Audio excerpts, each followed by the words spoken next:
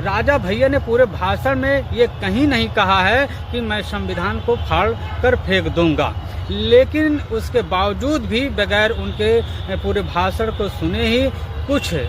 जाहिल किस्म के लोग जो है कि राजा भैया जी को गाली देने का काम कर रहे हैं और उनको ये कहने का काम कर रहे हैं कि राजा भैया जी ने संविधान फाड़ने की बात कही थी, जबकि ये बिल्कुल गलत है। तो इसमें साथियों, मैं अपने पासी समाज के जो नौजवान हैं, जो थोड़ा बिगड़ैल किस्म के हैं, जो अपना दिमाग नहीं लगाते हैं, जो दूसरों के मानसिक गुलाम हैं, दूसरों के कहने पर चलते हैं, उनसे मैं ये निवेदन करना चाहता हूँ, उनसे मैं कहना चाहता हूँ कि राजनीतिक रूप से समझदार बनिए। और राजा भैया जी ही एक ऐसे व्यक्ति हैं जो एक पासी समाज को बाबागंज से हमेशा विधायक बनाने का काम करते हैं और पिछले लोकसभा के चुनाव में पुष्पेंद्र सरोज जैसे लोगों को अपना आशीर्वाद देने का काम किया था और एक युवा सांसद राजा भैया के सहयोग से कौशाम्बी में जीतने का काम किया था। इस तरीके से पासियों के लिए राजा भैया जी ने करने का काम किया था। पासी समाज को सोचना चाहिए, अगर राजा भैया जी कल ये घोषणा कर दें कि हम जो है कि आपकी बार जो है कि बाबागंज से किसी पासी समाज को विधायक न बनाकर अनुसूचित जाति के किसी दूसरे व्यक्ति को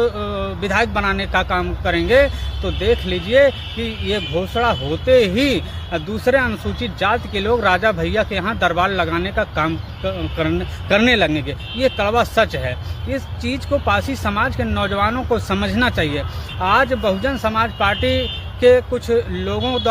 को राजा भैया खटक रहे हैं, समाजवादी पार्टी के समर्थकों को खटक रहे हैं, लेकिन अगर कल बहुजन समाज पार्टी का गठबंधन या समाजवादी पार्टी का गठबंधन राजा भैया की पार्टी के साथ अगर हो जाए, तो यही जो आज राजा भैया जी को गालियां बकने का काम कर रहे हैं, उनको अपशब्दों का प्रयोग करने का काम कर रहे हैं, यही लोग जो है कि कल राजा भैया की अच्छाइयां गिनाना शुरू कर देंगे। इसी को राजनीति कहते हैं कि देखिए अन्य जाति के लोग कितने समझदार हैं। आज राजा भैया के एंटी हैं, वो राजनीतिक रूप से इसलिए उनको जो है कि अपशब्दों का प्रयोग कर रहे हैं। कल इनकी पार्टियों का अगर इनके राष्ट्रीय अध्यक्ष राजा भैया की पार्टी से गठबंधन कर लेंगे, तो यही लोग अच्छाइयाँ राजा भैया में निकालने लगेंगे। तो पासी समाज के लोगों से मैं कहना चाहता हूँ, आप राजनीतिक रूप से समझदार बनिए, राजनीतिक रूप से समझदार बनिए। अगर जरा सा राजनीतिक रूप से आपकी सावधानी घटी कि दुर्घटना घटी। मैंने पहले ही बता दिया कि राजा भैया अगर कल कह दें कि मैं पासी को नहीं किसी अन्य जाति को विधायक बनाऊंगा, तो जो गालियां दे रहे हैं